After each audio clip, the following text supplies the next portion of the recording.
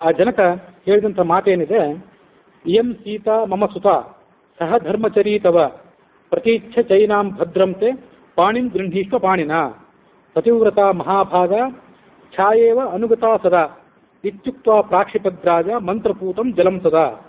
ರಾಮನೆದುರಿಗೆ ಸೀತೆಯನ್ನು ನಿಲ್ಲಿಸಿ ಆ ದಶರಥ ಈ ಮುಂದಿನಂತೆ ಮಾತನ್ನು ಹೇಳಿದ.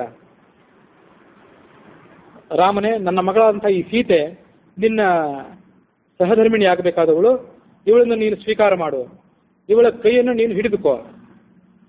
ಸಹಧರ್ಮಚರೀತವ, ನೀನು ಮುಂದೆ ಮಾಡಬೇಕಾದಂಥ ಅನೇಕ ಧರ್ಮಗಳೇನಿವೆ, ಆ ಎಲ್ಲ ಧರ್ಮಗಳಲ್ಲೂ ನೆರಳಿನಂತೆ ನಿನ್ನ ಹಿಂಬಾಲಕಳಾಗಿರುವಂಥವಳು ಇವಳು.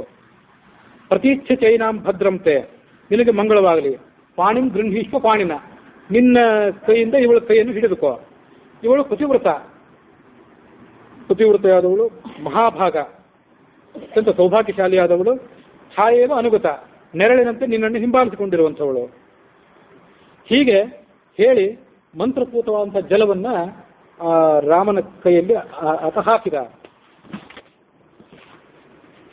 ಸೀತೆಯ ಕೈಯನ್ನು ರಾಮನ ಕೈಯಲ್ಲಿಟ್ಟು ಆ ಕನ್ಯಾದಾನ ಮಂತ್ರ ಪುರಸ್ಕರಣೆ ಮಾಡಿ ರಾಮನ ಕೈಯಲ್ಲಿಟ್ಟು ಆತ ಧಾರೆ ಎರೆದ ಕೂಡಲೇ ಅಲ್ಲಿರುವಂಥ ಮಹರ್ಷಿಗಳೆಲ್ಲರೂ ಕೂಡ ಸಾಧು ಸಾಧು ಅಂತ ಹೇಳಿ ಹರ್ಷದ ಘೋಷವನ್ನು ಮಾಡಿದರು. ದೇವದುಂದುಬಿಗಳು ಮೊಳಗಿದವು, ಪುಷ್ಪವೃಷ್ಟಿಯಾಯಿತು. ಜನಕ ಲಕ್ಷ್ಮಣನಿಗೆ ಹೇಳಿದ, ವಿವಾಹ ಮಂಟಪಕ್ಕೆ ಬಂದು ನನ್ನ ಔರಸ ಪುತ್ರಿಯಾದಂತಹ ಊರ್ಮಿಳೆಯನ್ನು ಸ್ವೀಕಾರ ಮಾಡು. ಮುಹೂರ್ತ ಕಾಲ ಏನಾದರೂ ಅತಿಕ್ರಮಿಸಿ ಹೋದಿತ್ತು, ವಿಳಂಬ ಮಾಡಬೇಡ ಅಂದ. ಅದಾದ್ಮೇಲೆ ಭರತನ ಕಡೆಗೆ ತಿರುಗಿದ, ನನ್ನ ತಮ್ಮನ ಮಗಳಾದಂತಹ ಮಾಂಡವಿಯ ಪಾಣಿಗ್ರಹಣವನ್ನು ಮಾಡು. ಮುಂದೆ ಶತ್ರುಘ್ನನಿಗೆ ಹೇಳಿದ, ನನ್ನ ತಮ್ಮನ ಮಗಳಾದಂಥ ಶ್ರುತಕೀರ್ತಿಯ ಪಾಣಿಗ್ರಹಣವನ್ನು ಮಾಡು. ನೀವೆಲ್ಲರೂ ಕೂಡ ವಿನಯಶೀಲರಾಗಿದ್ದೀರಿ, ಶಾಂತ ಸ್ವಭಾವದವರಾಗಿದ್ದೀರಿ, ಸುಚರಿತ್ರರಾಗಿದ್ದೀರಿ. ಈ ಸೂರ್ಯವಂಶದಲ್ಲಿ ಹುಟ್ಟಿದಂತಹ ರಾಜರು ನೀವು ಪತ್ನಿಯವಂತರಾಗಿರಿ, ಗೃಹಸ್ಥ ಧರ್ಮವನ್ನು ಪ್ರವೇಶ ಮಾಡಿ, ಕಾಲ ವಿಳಂಬ ಆಗುವುದು ಬೇಡ. ಜನಕರಾಜ ಈ ಮಾತನ್ನ ಹೇಳಿದ್ದು ಕೇಳಿ ಲಕ್ಷ್ಮಣ, ಭರತ, ಶತ್ರುಘ್ನೆಲ್ಲರೂ ಕೂಡ ಕ್ರಮವಾಗಿ ಊರ್ಮಿಳ, ಮಾಂಡವಿ, ಶ್ರುತಕೀರ್ತಿ ಇವರ ಪಾಣಿಗ್ರಹಣವನ್ನು ಮಾಡಿದರು. ಪಾಣಿಗ್ರಹಣದ ಬಳಿಕ ಆ ರಾಜರೆಲ್ಲರೂ ಕೂಡ ಅಗ್ನಿಗೆ ಮತ್ತು ವಿವಾಹ ವೇದಿಕೆಗೆ, ಜನಕರಾಜನಿಗೆ, ಋಷಿಗಳಿಗೆ ಯಥಾವಿಧಿಯಾಗಿ ಪ್ರದಕ್ಷಿಣೆ ಮಾಡಿದರು. ವಿಧಿಪೂರ್ವಕವಾಗಿ ವಿವಾಹ ಹೋಮವನ್ನು ಕೂಡ ಮಾಡಿಕೊಂಡ್ರು. ದೇವದುಂದುಬಿಗಳು ಮೊಳಗುತ್ತಾ ಇದ್ದವು.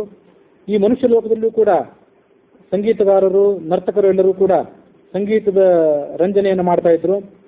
ಅಪ್ಸರೆಯರ ನರ್ತನ ನಡೀತಾ ಇತ್ತು. ಗಂಧರ್ವರು ಸುಸ್ವಾದವಾಗಿ ಗಾನ ಮಾಡ್ತಾ ಇದ್ರು. ರಾಜಕುಮಾರರೆಲ್ಲರೂ ಕೂಡ ವಿವಾಹದಲ್ಲಿ ಮಾಡುವಂತಹ ಲಾಜ ಹೋಮವನ್ನು ಮಾಡಿ ಯಜ್ಞೇಶ್ವರನನ್ನ 3 ಬಾರಿ ಪ್ರದಕ್ಷಿಣೆ ಮಾಡಿದರು. ವಿವಾಹ ಕಾರ್ಯವನ್ನು ಮಾಡಿ ಪತ್ನಿಯರನ್ನ ಅವರು ಪಡೆದುಕೊಂಡು ಭಾರ್ಯಾ ಸಮೇತರಾಗಿ ತಮ್ಮ ತಮ್ಮ ಬಿಡಾರಕ್ಕೆ ತೆರಳಿದರು ಅನ್ನುವಲ್ಲಿಗೆ ವಾಲ್ಮೀಕಿ ರಾಮಾಯಣದ ಬಾಲಕಾಂಡದ 73ನೇ ಸರ್ಗ ಸಮಾಪ್ತ ಆಗಿದೆ.